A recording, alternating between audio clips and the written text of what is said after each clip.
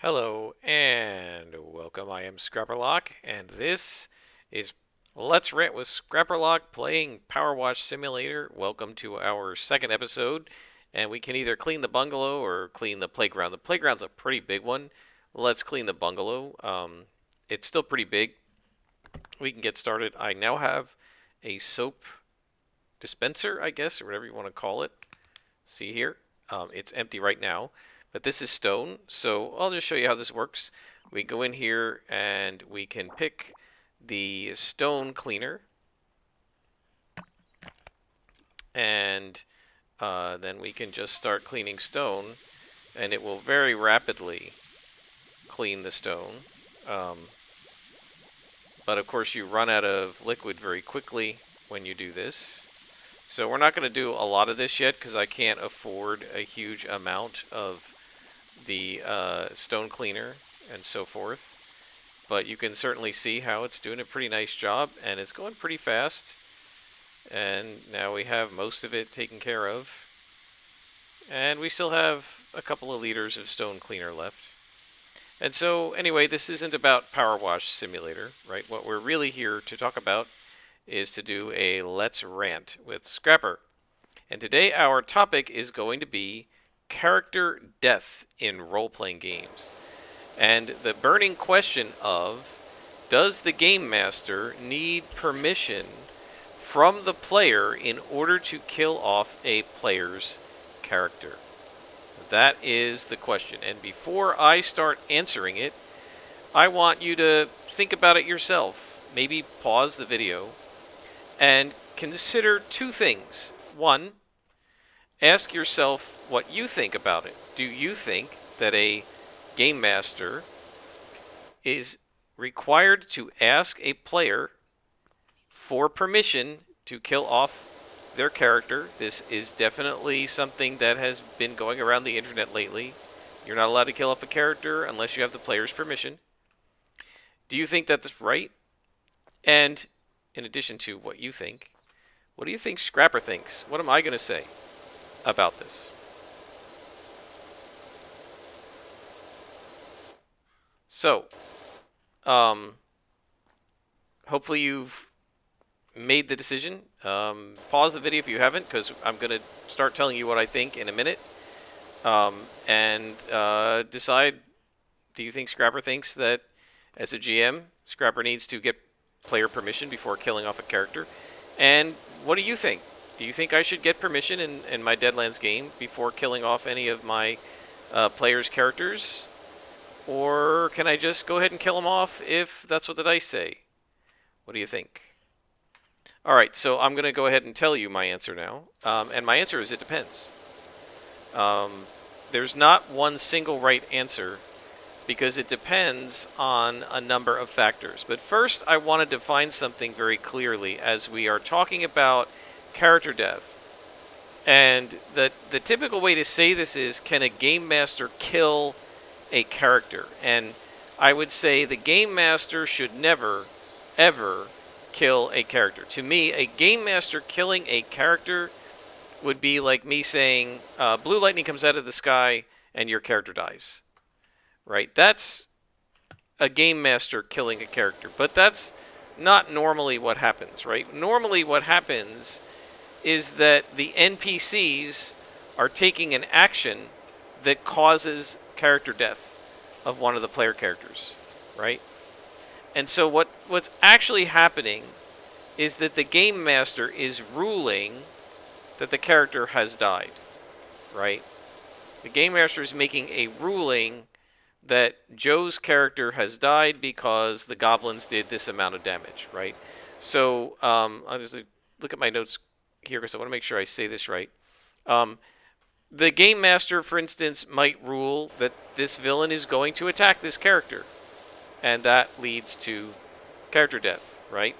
So what's happening there is the character wouldn't have died if the villain hadn't attacked him, right? But the game master ruled that in this case, Overlord would attack Nucleon, and this might cause Nucleon to die, right? That's not me as a game master killing off Nucleon, although I can tell you that is probably how the guy who played him would have worded it, right? But it is instead me ruling on, doing my job as a game master and ruling on how the NPCs would act, right? And that's the job of the game master, is telling you how the NPCs are going to act or react to a situation. And so that is one way a GM can rule that a character would die. Another way a GM can rule that a character would die would be simply by not overruling the dice and allowing a lethal die roll to stand. The monster criticals you, it does twice as much damage as you have hit points, and you die in one shot, right? And the GM has the authority and the right and the power to overrule that, but the GM may not overrule it. He may say, no, I think that this is what would happen, or I'm just going to let it stand. And so that's another way that the GM can rule that a character died. Additionally, there are times when no roll needs to be made at all, and the GM simply rules that in this case, your character would die. This happened, by the way, in Matt Colville's game. And he talks about it in one of his campaign diaries. He actually says he felt like he made a mistake, but nobody, including the player whose character died, questioned his authority to make the ruling. The character was in prison, had no weapons, no armor, and angered an evil paladin and embarrassed her and made her look stupid in front of the king. And she opened his cell door, walked into the cell door, and stabbed him through the heart. And Matt Colville just said, yeah, it kills your character. He didn't roll damage or roll to hit. There's no point to that. She's a paladin, and she's high level, and she's not going to miss a guy who has no armor and is just sitting in prison. And so, yeah, the character just died. Okay, and so that again, nobody argued that Matt didn't have the authority to do it. He later said, I shouldn't have done it that way, and he was mad at himself for doing it that way. And he said, in particular, the players did stuff to this paladin based on a misunderstanding they had about how dire the situation was. And so they did stuff that caused her to react this way, and they really didn't need to. And so Matt felt bad about doing it. But nobody ever argued, including Matt, that he didn't have the authority to rule that in this case, dice do not need to be rolled. Your character simply would not survive this stabbing, right? Or if a character jumps off of a cliff and there's 500 feet below, and your character doesn't have any flight or superhuman resistance to damage, yeah, I wouldn't necessarily make any rolls there. You're just gonna die. You jumped out of the Empire State Building. You just die from that. You're a normal human. You can't live from that. You can't live through that. And so these are all different ways that GMs can do things that amount to ruling that a character has died or will die or is dying. So that's what we're asking here. Not can a game master kill characters, but is it okay for a game master to rule that a character has died without getting the okay from that character's player? That's the question. And as I said, it depends. And the reason it depends is that different games have different default assumptions about the game. So first I want to say, rules as written, the answer is yes, right? All game masters have the authority to make rulings that say your character has died. In every role-playing game I've ever seen, it's up to the GM. I mean, even a game like Ironsworn, where you're often rolling to see what happens, it's still perfectly okay for a game master to simply rule, your character has died here and I'm not going to roll on the Oracle, right, or on the pay the price table. All right, and so that's always within the purview of the GM. So rules as written, the answer is yes. But we're not asking if the GM has the authority to do this. We don't dispute that the GM does. The question is, when should the GM use this authority, and does the GM need to consult, at least as a matter of form, good form, does the GM need to consult with the player before making that ruling? Or can the GM just go ahead and make the ruling? And what I would say, for most games, no. The GM can go ahead and make the ruling as needed. And these games where there's no need to consult are games where the default assumption is that character death is on the table. Okay? So, traditionally, in Dungeons and Dragons, character death is known to be on the table. There's only one way to do damage in D&D, and it's with hit points. And when you go to 0 hit points, your character is dying. And you now have to make death saving throws in order for the character to survive. Right? And so the fact that you're doing this means you could fail the death saves and your character could potentially die. Additionally, if the GM rolls enough damage to basically double your hit points, your character can die in a single shot with no death saves allowed. And so these are the rules, and it's acknowledged, and that's 5th edition. In other editions of Dungeons and Dragons, heck, you died at 0 hit points, right? There was no death saves, there were no going negative or anything like that. So in Dungeons and Dragons, very definitely, death is on the table. In Deadlands, right? Most Savage Worlds games, because of the way wounds work, right? 4 wounds and you're incapacitated, and you make a vigor roll, and if you fail the vigor roll, you're either bleeding out or dead, depending on how much you fail the vigor roll by. And so if that's the case, then death is clearly on the table in most Savage Worlds games, and Deadlands is pretty lethal. You're shooting guns, right, with bullets, and you don't generally have armor or supernatural damage resistance, and as a consequence, your character is going to die if you get shot with a bunch of bullets. So that's just how bullets work. It is known that death is on the table.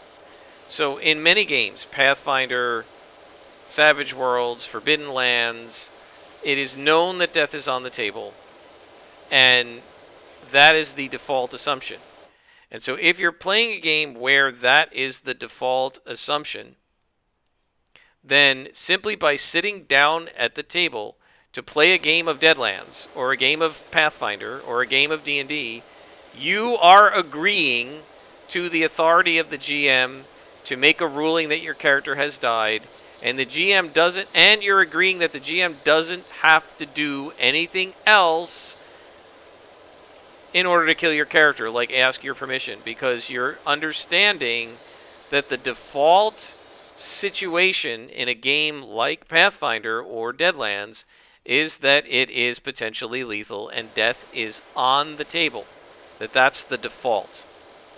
Now, I will say, some people don't like character death, regardless of what game they're playing, and that's perfectly fine. That's up to you, right? My personal recommendation would be, if you don't like character death, try playing games where death is not on the table, and I'll talk about that next. But if you're someone who really wants to play the mechanics of D&D but don't want death to be on the table, then you need a table rule, right? You should talk about it with your other players and your GM and agree together on whether you want to change the default, right? Whether you want to ignore the default and go with a non-lethal version of D&D. That's perfectly okay, but you need to understand that it's not the default, and your expectation should be that the default of the game will be followed unless you guys agree otherwise, right? So if you want a non-lethal version of Dungeons and Dragons, you're going to need a table rule or some sort of house rule that changes the default to being non-lethal. And then death can still happen, but now the game master might have to ask permission to kill a character. Okay? And so, in games in which death is by default on the table, death is by default something that can happen, that it's the default, it's not unusual, but it is in fact what is expected, it's possible, and you risk it every time you get into combat, then the GM does not need any permission to have to rule that your character has died. Okay, and if you don't want the GM to have that power, then you better talk to the GM and the other players, and you better make a table rule. Because otherwise, you should assume that whatever default the game has is the default that is the way you're going to be playing it, right? I mean, that's just sort of standard. Now, there are exceptions to this, and this would be when the game, by default, is not lethal. Okay? And probably the best example I can give of that is Champions. Right? The default assumption in Champions is based on late 70s, early 80s comic books, and in the comic books, like, both heroes and villains, nobody dies in comic books. There's no permanent deaths. There are very, very few. And comic book deaths are always spectacular and epic moments. It's not some random guy in the street who kills Batman, right? It's going to have to be the Joker or Riddler or something like that in an epic plot against the Caped Crusader, right? So that's the only way Batman dies. He doesn't die from a mugger in an alley because it's not epic enough for Batman to die that way. That's just not the way comic books work. Additionally, besides the fact that there's sort of a genre reason why you wouldn't just kill off characters from random die rolls by any old, enemy, you have the fact that in the mechanics of Champions, it's exceptionally difficult to kill characters. It's almost impossible because the characters are taking non-lethal damage most of the time. I'm just trying a bunch of different ways to clean the roof here, just to keep things a little interesting, I guess. I don't know if it's working. Hopefully it is. So, like, in Champions, most of the damage done is stun damage, right? You're doing damage that's capable of knocking people out, not capable of killing, right? So the damage is stun damage most of the time. And then the body damage, which is what can kill you, is much rarer, right? First of all, there are a bunch of attacks that don't do any body at all, like ego attacks and no normal defense attacks. And those attacks do no body. None. Zero. Okay? Then you have normal attacks that do mostly stun and a little bit of body. And for most normal attacks, if you're doing a 10d6 attack, it does 10 body usually and 35 stun. Most characters, both heroes and villains, are going to have at least 10 defense. So then the amount of body isn't going to get through. So the only way you're going to get body damage through to a player character is to do a type of attack called a killing attack that does specifically body damage, more body damage, and it only can be blocked by resistant defenses, that is, things that are specifically and explicitly resistant to killing damage, right? And so those attacks are rare. Very few heroes that are heroic would have them, so they're not going to use them on the villains. And although evil villains certainly would have them, we have to remember that most of the time, villains don't actually kill heroes in the comics either, right? So we have this mechanically, most of the villain attacks are probably not going to be killing attacks, and very few of the hero attacks are going to be killing attacks. And then, and so it's hard to do lethal damage. And then you have the genre consideration that even if you're willing to do lethal damage, or even if you could roll lethal damage because there are some mechanics for it, it's kind of not done in comics. You don't kill characters very often. And as a result, formally in Champions, it's exceptionally rare for player characters to be killed in the game because the mechanics don't really support it, and neither does the genre. And so the default assumption in Champions, unlike something like D&D or Pathfinder or Deadlands, the default assumption in Champions is that characters generally, both the heroes and the villains, generally don't die in combat or at any other time except when it's like epic and awesome, like when Dark Phoenix dies in X-Men number 137, or when Captain America dies in the Death of Captain America saga, or when Robin dies in the Killing Joke. What is it? Not the Killing Joke. A Death in the Family, right? Or when Batgirl she doesn't even die; she just gets crippled in the Killing Joke, right? And so these are epic moments in comics. They don't just happen from a random die roll in a random combat, right? And so it's one thing for the GM to have a storyline that circles, like sort of a, what's the word, revolves around the death of a character, but it would need to be like an epic storyline. It shouldn't just be somebody randomly rolling in combat. And so the player understanding in Champions is that death is not on the table in most situations, in most scenarios in Champions. Right? That's just not how the game works.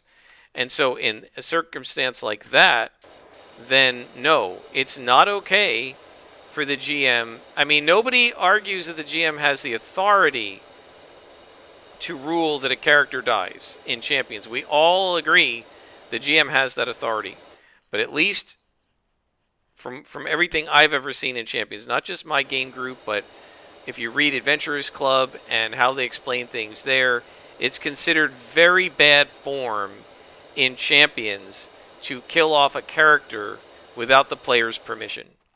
And I cannot think of a time when we ever did it.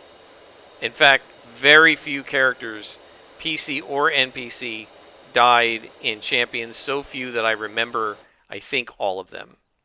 I remember the Crimson Claw killing a villain by die rolls in combat. I did that to put the fear of Claw, rather than the fear of God, into the players, and it worked really well. They were terrified of the Crimson Claw because nobody had ever died from die rolls before in our games, and I don't think anyone ever did since. It's the only one.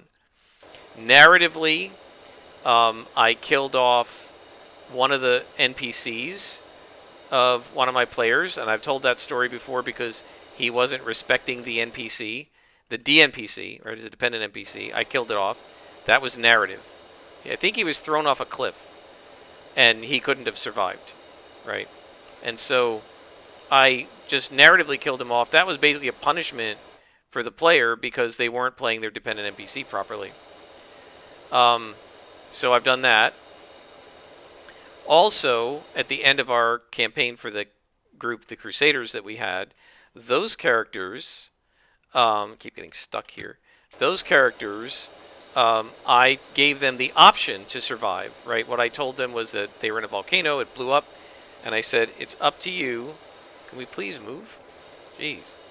It's up to you whether your character survived the volcano or not. And my friend Alvin said his character, Cyana, died.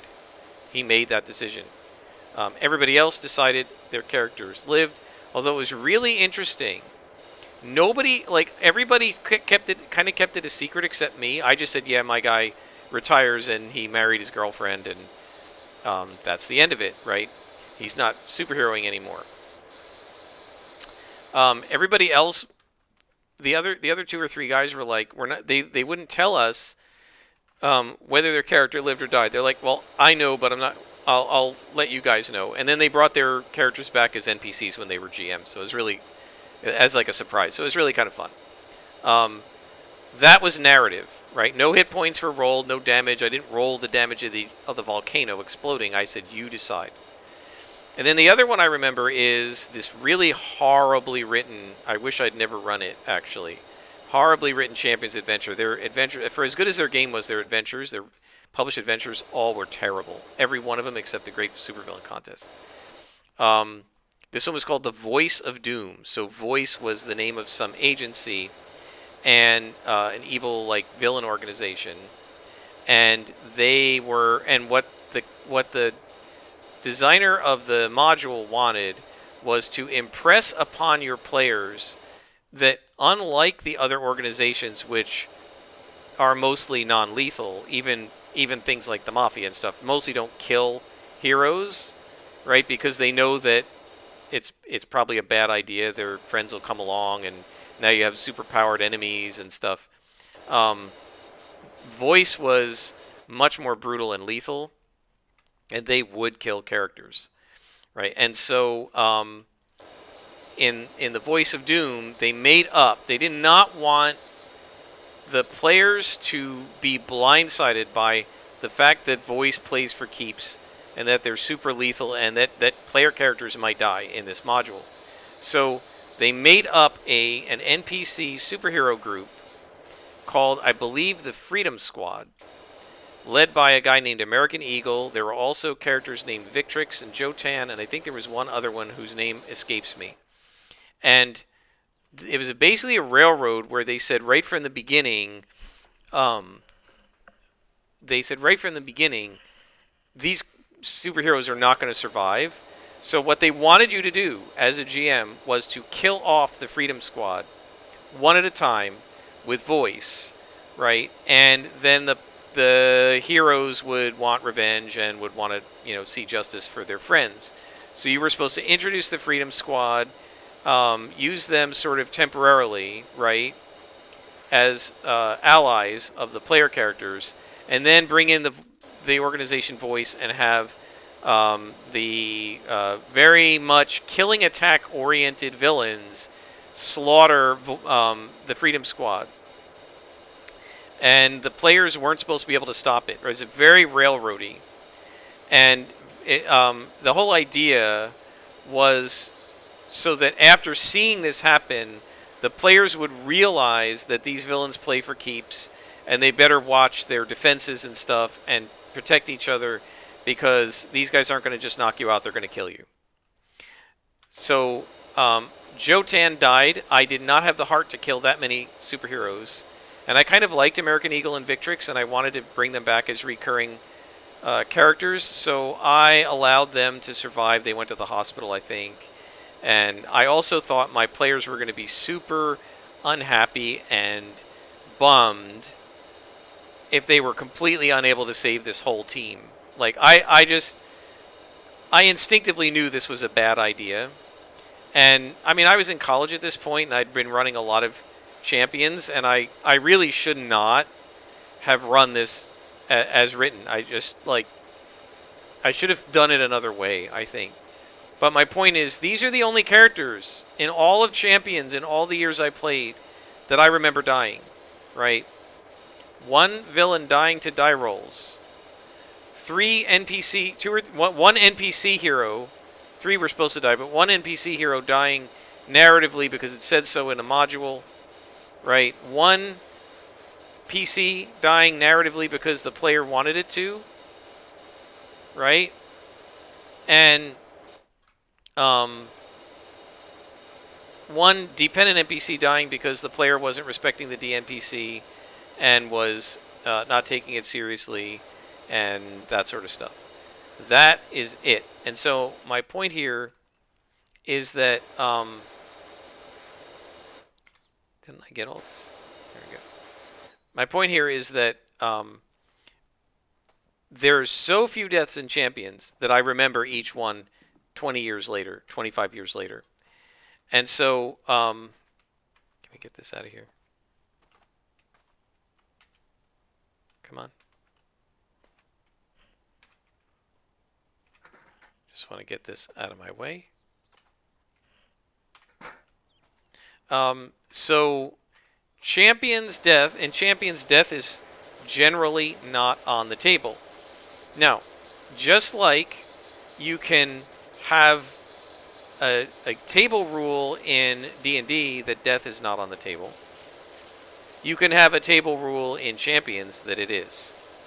Right? You can talk about it with each other and decide we want a lethal game and we want death to be on the table in Champions. And that's fine. You can do that. But again, it's not the default assumption. And if you're going to be doing that, then you need to warn people that death is on the table, and that needs to be agreed to by everyone at the table, because it isn't the default. Okay? So, and by the way, the other game I would say where death probably isn't on the table for player characters, but it would be for certain NPCs, would be Star Trek. The Star Trek Adventures role-playing game. In Star Trek, when do the main characters ever die? Captain Kirk doesn't die until, like, one of the awful sequel movies, right? Star Trek Generations, wasn't it? Sorry, spoiler alert. But he doesn't die in the main show. Captain Picard never dies. He's in the Picard show now. He's like 80 years old, right? Worf doesn't die. Troy doesn't die. Riker doesn't die, right? Not on the show. Not to enemy phasers, right? That never ever happens. And the reason is that that's just not the way Star Trek is. It's kind of a non-lethal show for the most part. And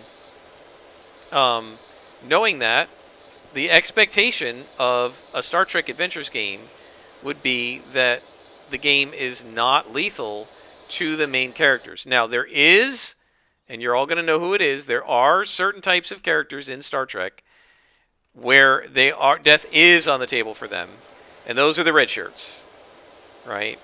So red shirts would certainly be, the players won't be surprised if they do an away team down to a planet and a guy with a red shirt is killed, right? So their death is definitely on the table, and they're probably more surprised if they live than if they die. But the player characters are not the red shirts. And it is not an expectation in Star Trek any more than it is in Champions that death would be on the table. So, again, just like with Champions, if you're going to run a lethal Star Trek campaign, right, in Star Trek Adventures, then you would need to warn the players, and the players would need to agree that this is going to be, we're all red shirts, and this is going to be a potentially lethal campaign for the main characters, which is not normally done in Star Trek, right? So this is all about, like, the expectations of the game, and especially of the genre, right? Comic books and Star Trek are generally non-lethal to the main characters, and so the players would be justified in expecting the game to be non-lethal to their characters in this genre. Other genres, like Sword and Sorcery, Call of Cthulhu especially, right, which is a super lethal game, the Wild West with Deadlands, characters die all the time, right? And so death is on the table and would be expected, and that would be the default assumption, and you would not be surprised if the characters would die in that case, right? And so you can always table rule the opposite, but there are default assumptions, and you need to be aware of them as a GM and as players, and unless somebody says otherwise, you should expect the default to be enforced at any table. That would be my expectation, right? Whatever the default is, that's what should happen at the table. The default in Call of Cthulhu is that people die or go insane. Okay, then you should expect that to happen in your Call of Cthulhu game. All right? So, I guess to sum up, right? Any game is going to have a default assumption about the lethality of the game, and as long as the game is being run under the default assumption, nobody has to even say anything, right? Just the fact that you sat down to play Champions means we all expect it to be a non-lethal game. That's just how Champions is, right? And the fact that you sat down to play D&D means we all expect it to be potentially lethal. That's just how Dungeons and Dragons is, right? And you can change from the default, but you got to let people know, right? So, so that's kind of how the expectations game works, and you've got to kind of make the lethality go along with what people expect for the game and the genre. So, again, to sum up, the GM should not kill characters. Instead, the GM rules on whether a character would die from a given situation. The ruling can come in the form of deciding to have a villain attack the character because that's what the villain would normally do, and the character is a valid target. It can come from deciding not to overrule the dice when the dice say the character would die, and just letting that happen. And it can come from narratively ruling that a character would die in this situation, and I'm not even going to roll dice. You just jumped off a 1,000-foot skyscraper, and you have no flight and no damage resistance, so your character can't possibly live through that, right? The GM has the authority in any game to make such a ruling. However, whether the GM should use that authority to make the ruling or not depends on the game. If it is a default lethal game, then the GM can go ahead and do that, and I see no problem with it. I see no issue with it, and the GM doesn't have to ask any sort of permission from the player, because the default assumption is that things are potentially lethal, and the players know it. That's what the genre is, and you expect it. However, if the genre expectation and the game expectation is that it's non-lethal, that's when the GM probably should get, as a matter of form, again, they never have to do this, but I would argue as a matter of form in Champions and Star Trek, if you think a character should die or would die, you should have the permission of the players. Either ask them ahead of time, is it okay with you, even though this is default a non-lethal game, for like your character to die if the die rolls say so? A lot of players would say go ahead and do it, right? So you can ask ahead of time and just sort of clear it, or you can ask as it happens and say, gee, Bob, you know, the die rolls say your character, even though he's not a red shirt, would die here. Is that okay?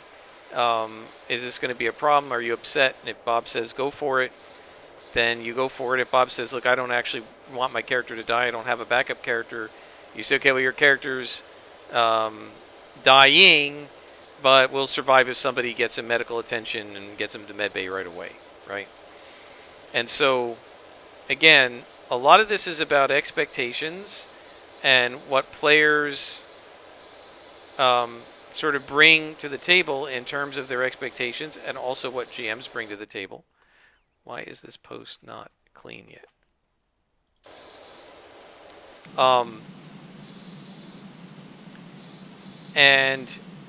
So a lot of it has to do with expectations, and a lot of it has to do with the default assumptions of either the game or the genre.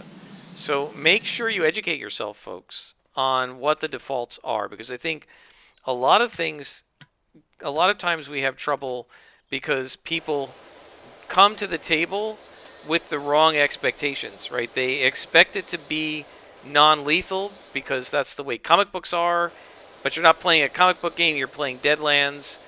You've never read a Wild West, like a Louis L'Amour novel. You've never seen a Clint Eastwood movie. You don't know what the expectations are. And then you find out that Lee Van Cleef was paid $1,000 to kill your character, and he says, I always follow through on my, when I'm hired, I always follow through, and he shoots your character through a pillow and your character dies. And I'm referencing The Good, the Bad, and the Ugly there, But my point is, there's a lot of killing in that movie. In the first, like, 3 minutes, you get, I don't know how many characters die, right? So if if you're playing a Wild West game, yeah, you should expect character death. It's a lethal genre, right? Versus playing a Champions game with comic books where it's expected to be a non-lethal genre. Okay, so so I guess that's kind of my rant for the day. Don't know if it's what you guys expected. Leave comments below. Let me know if, in fact, I said what you thought I was gonna say, or whether I didn't. I think perhaps, I guess I expected people to expect me to say, yeah, darn straight the GM can kill off a character anytime, because I'm sort of an old school gamer. But part of my old school experience comes from Champions, right? And Champions is by default is a non-lethal game. So yeah, my group didn't we didn't kill each other. We didn't kill each other's characters off in Champions. Like the same group of people. We absolutely were ready for death in D&D, especially at low levels, and we lost many characters and had to make up new characters. And but I'll be honest, even in D&D, most game masters didn't really have much stomach for it, and they would give us resurrection scrolls and rings of wishing and stuff like that because it was such a lethal game, and we knew it was lethal, and nobody got mad when your character died. But we also knew that people liked their characters and would have liked to keep playing them, and so most GMs, yeah, most of the time, we found ways to help players resurrect their characters so that, they could keep playing them. But again, that's what the table wanted, and that's what, the players I played with wanted, and that's really what it's all about. It's like, what does your group want to do? But I would definitely argue that oh boy, I didn't do this slide. I would definitely argue that it's normal to run the lethality of the game based on the game's defaults, and so you should make sure you're familiar with what are the expectations of the game, and you shouldn't get mad if the GM is fulfilling the genre or mechanical expectations of a game, right? Because, you're playing Deadlands or City of Heroes or, Champions or, Forbidden Lands or whatever for a reason, presumably. And so, yeah, you're going to want to fulfill the genre expectations of whatever game you're playing. So hopefully that was an interesting rant. Please feel free to leave your comments. Let me know. What do you think about stuff like the lethality of a game and whether a GM should make a game lethal or non-lethal? Do you agree with me that it depends on the game? Do you think, I have a friend who's like, if I ran Champions, characters would die, right? He it would be lethal. And I said, well, that's not really the genre expectation. He said, I don't care. I run a lethal game. I run a real game. I run a man's game kind of thing, And he didn't say it that way, but, that's sort of his... I want a grown-up game. And, no babies at my table. And I'm like, well, it's really not about babies. It's about the fact that Champions was originally designed to emulate Silver and Bronze Age, late Silver, early Bronze Age comics. And because Steve Peterson and George McDonald wrote it in the 1970s, which was, kind of the end of the Silver and beginning of the Bronze Age, was 1972. And they wrote it in the mid-late 70s. That's when they made the game. They published it in, I think, 1979 or 80, the first edition. I had the 1981, I think, second edition, 1981 or 2. Yeah, Peterson and McDonald definitely were trying to get a sort of a very early Bronze Age, early to mid 70s vibe, and there is undeniable characters did not die back then. It's very rare. Everybody could name all of the characters who perma-died because they almost never did, right? Jean Grey was one of the very few. Bucky, who died I think off screen, if I'm not mistaken. That's Captain America's partner, and I mean he famously died in the movies. Oops, spoiler alert. Well, it's an old movie, so hopefully you've seen it if you wanted to. Um, so yeah, he died in the movies in a way similar to the way he sort of off-screen died in um, the comics. I think it was off-screen. Don't quote me on that.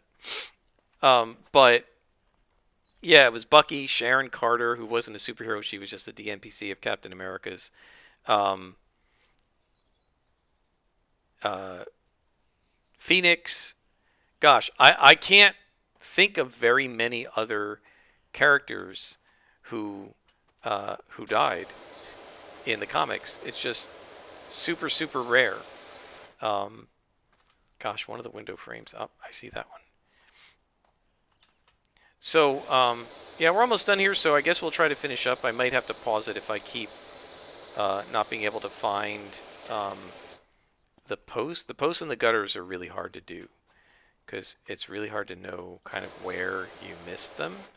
The gutters could be roof, and I don't know about the posts. So anyway, go ahead and leave comments on what your opinion is on character death and whether a GM should um, ask permission or not, and whether it's game dependent. And also don't forget to comment if you want as to whether you correctly predicted what I was going to say. So now we're going to get this post. This should finish this up. There we go. And now we just got to figure out the gutters, and there's the gutter. This gutter. So I might have to go up. If it's not the sides, it might be... Yeah, I got to go up, so I got to climb up. So we're about done with this. Hopefully you guys are enjoying watching me clean houses and stuff. I have to say, I find this very satisfying. I don't find this little last bits satisfying. I wish there was... I wish it would show you in some way which of the gutters you need. But it all worked out. Our job is complete. And that is the end of the episode. The next mission is to clean an amusement park. Or like a child's playground, actually. Not an amusement park. It's not that big. It's huge, so you won't be able to see the whole thing. We've got our 5-star rating. We now have $970. We can go shopping, and we can actually buy a better power washer. So we'll be able to start using that. We only have $70 left, but that's okay. We have a better power washer. And then eventually what you can do is you can buy these spinning nozzles, which are really good. These extensions. This medium extension is pretty good. I can get the cleaning bottle for this other nozzle. And so they're pretty nice, and that will make all the cleaning go by a lot faster. But we got to make some more money before we can buy all that cool stuff. Until next time, I am Scrapperlock, and this has been Scrapperlock Rants with Power Wash Simulator, and I'll see you in the next dirty place.